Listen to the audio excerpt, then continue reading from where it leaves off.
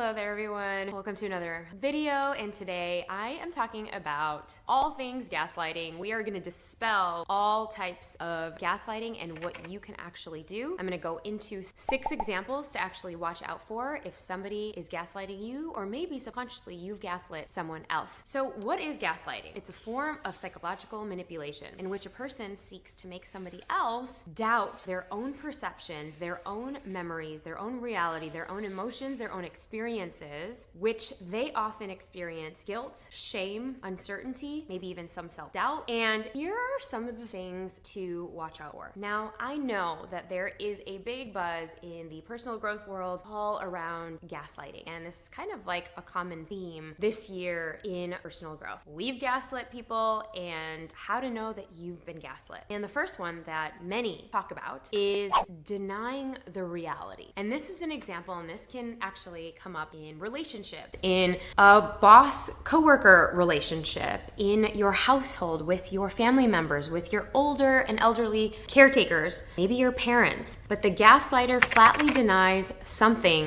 that you know to be true happened. And they make you doubt your own memory of this situation, the circumstance, as well as your perception or events. For example, they might say, "I never said that. You must be imagining things. I would have never say that. What are you talking about?" Well, not only does it invalidate you and make you feel small and make you feel strange for even bringing something up, but they're not even hearing you. They're not even hearing or acknowledging what you are sharing. In most healthy, secure, attached relationships, and whether this is an interpersonal relationship in business, in work, in personal life, with some of your closest friends, with some of the caretakers around you, with your parents, you want to make sure that you are being understood and that you are being heard and that you are being acknowledged. So number 2, maybe second guessing your feelings. Gaslighters might actually belittle what you are feeling emotionally. They might make you feel like you said things that were emotionally irrational or overreactive. For instance, they may say, "Well, you're actually being too overly sensitive. Get a grip. It's not that big of a deal." Well, how would it make you feel? Less than. Maybe even confused about your own emotions on how you are supposed to feel. Now, if you've done this, and some of us have done this in heated conversations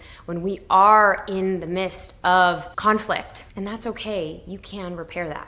What you can actually say is, "Hey, I'm sorry I said that. That was actually coming from a bad place and I was overreacting, and I totally understand where you're coming from, and I want to be able to have a chance to hear it out again." These are just some ways that you can repair a conflict if you have gaslit someone as well. Or maybe even saying, "Let's do a redo.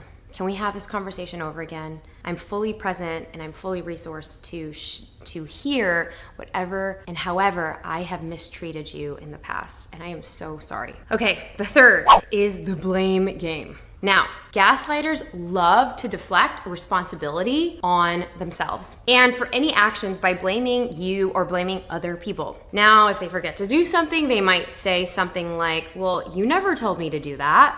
I don't remember hearing that." And that makes you feel crazy, like you are a crazy person. And I assure you, you are not. They are just gaslighting you. All right, number 4, withholding information. Now, gaslighters might withhold important information or maybe even forget details of other past events to make it harder for you to trust your own judgment. Now, this is a big one because this can actually happen as well in narcissistic codependent relationships. Number 5, projecting. They accuse you of doing things that they are actually doing, but they're projecting it on you. This tactic deflects any attention away from their actual initial behavior, and it actually puts you on the defensive. Now, an example of this could be, "Well, actually, I'm not doing that. You're the one doing that.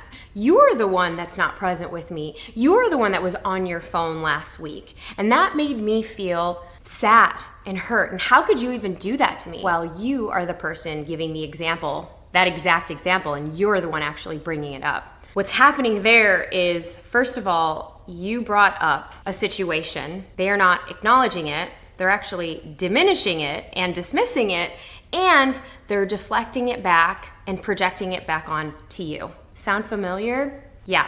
Gaslighting. All right, number 6. This is a big one because this uses other people. It could be other friends groups, maybe other siblings, other cousins. They may make you try to actually feel that others agree with their stance about you. So an example of this could be everyone thinks you're overreacting, or everyone thinks you can't be trustworthy. Look at what you said to that person last time, and they told me that they were saying that about you. So this is actually getting credibility to invalidate you or your character. So we've covered a lot today. You've learned what gaslighting actually is and 6 examples of how gaslighting or being gaslit can be used in conflict. Now, if this is you, go ahead and take a deep breath and just repeat, I am doing the best that I can. Go ahead and share this with a friend. If this has helped you, write down in the comments below of your experience with gaslighting, and you're not alone. If you like this video, go ahead, like and subscribe for more of this. I'll see you soon.